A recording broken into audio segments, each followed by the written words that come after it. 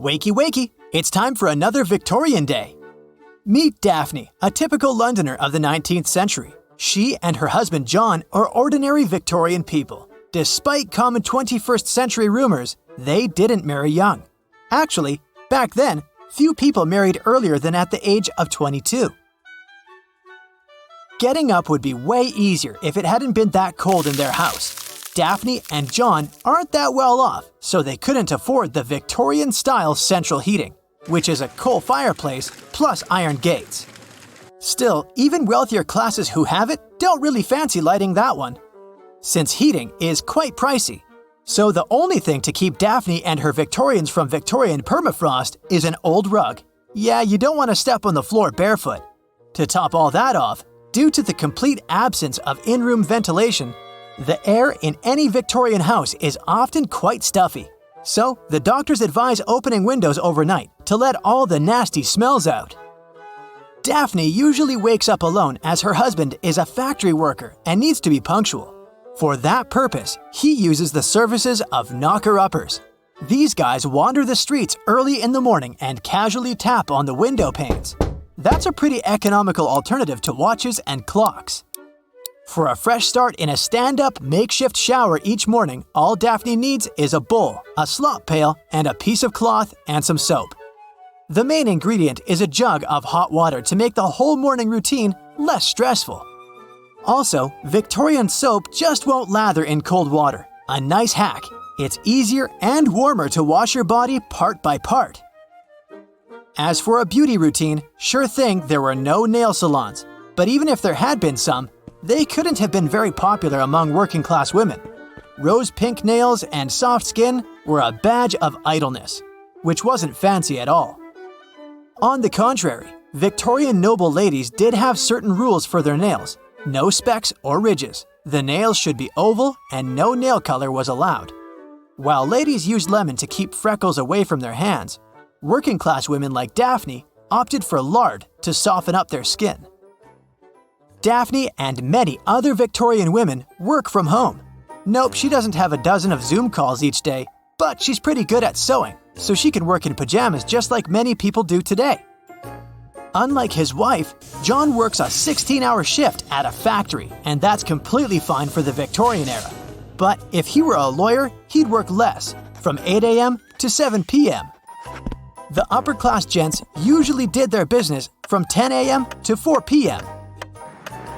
Without a smartphone, John can't call an Uber, so he has to walk a whopping 4 miles to and from work each day. Instead of taxis, there were horse-drawn carriages. But such journeys could even hurt the people because of the lack of suspension.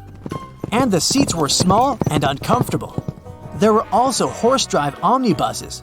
But passengers complained that whenever a horse suddenly stopped, they could be easily pitched off into the road.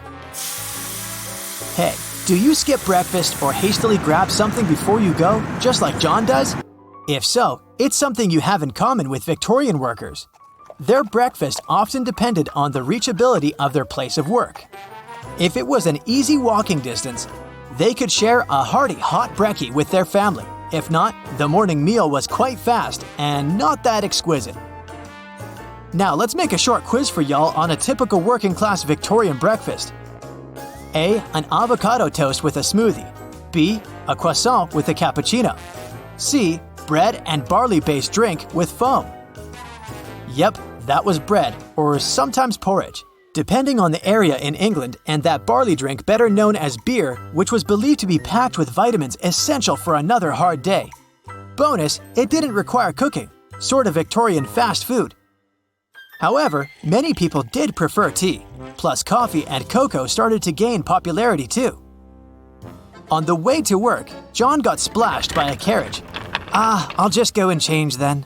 There's nothing better than to wear a fresh shirt with a hint of that flower-scented softener, he thought. Just kidding. There was no flower-scented softener. His wife Daphne never heard about a washing machine or softener either, and no one loved doing laundry back then.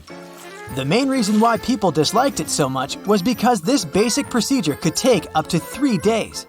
Anyone who had an extra penny would definitely pay someone else to do it. Problem number 1. No hot water in the houses. Problem number 2. Whenever people heated water for their laundry, it impeded all the cooking in the house. No free space in the kitchen. The laundry always started with checking the clothes for holes to mend them before the vigorous process of washing. Then the clothes required some soaking. Saturday was typically a soaking day. This process could take ages, since some substances like mud could easily be dissolved in water, lucky John, and others needed more time. The only stain remover available was washing soda. By Monday morning, the clothes were well soaked and ready for washing. Some people used soap on spots where the grease concentrated, like collars, but soap was quite pricey. Next came dollying, wringing, and hanging the whole batch to dry. At the very least, the clothes would be used again by Tuesday.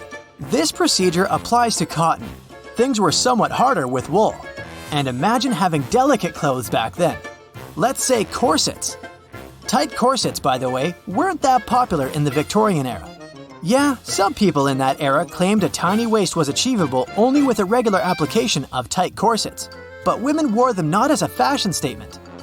Victorian doctors believed that it was a corset that could help have a healthy posture, and that it could help keep the internal organs in the right alignment. Daphne is not a big fan of corsets, but she can sew you one. In Victorian times, the color of clothes sometimes depended on the laundry. The thing is, white clothes could be boiled and bleached better than those of bright colors, so the youngest ones were often wearing white to easily remove the stains if needed. The older they grew, the more intense colors they got.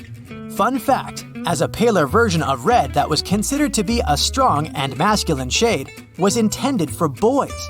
Girls preferred blue colors instead.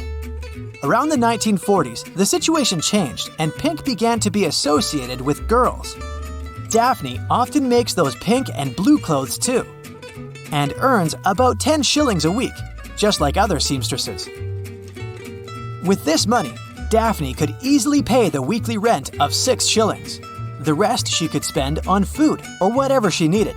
With 1 shilling, she could buy enough tea for a week. 5 loaves of bread cost about 12 pence, aka 1 shilling too. Good news for vegetarians, 12 pence could get you about 18 pounds of veggies. A sack of coal cost about a shilling too. Now you understand why Daphne and John didn't have the fireplace. You don't want to literally burn your money.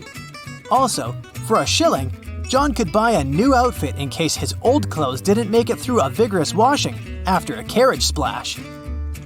Going back to the facilities, what about toilets? Well, the first public toilet in England was opened in 1851, and there were even shown at the Great Exhibition that year. The Victorian toilets usually had S-bend pipes. Their purpose was to keep the odors at bay, as bad smells were believed to be dangerous for health, not to speak about nasal discomfort.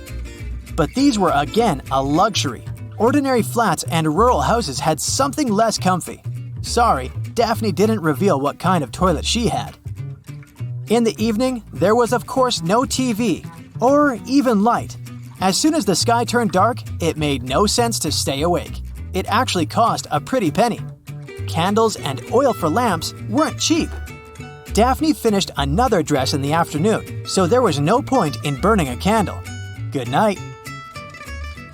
That's it for today. So hey, if you pacified your curiosity, then give the video a like and share it with your friends. Or if you want more, just click on these videos and stay on the bright side.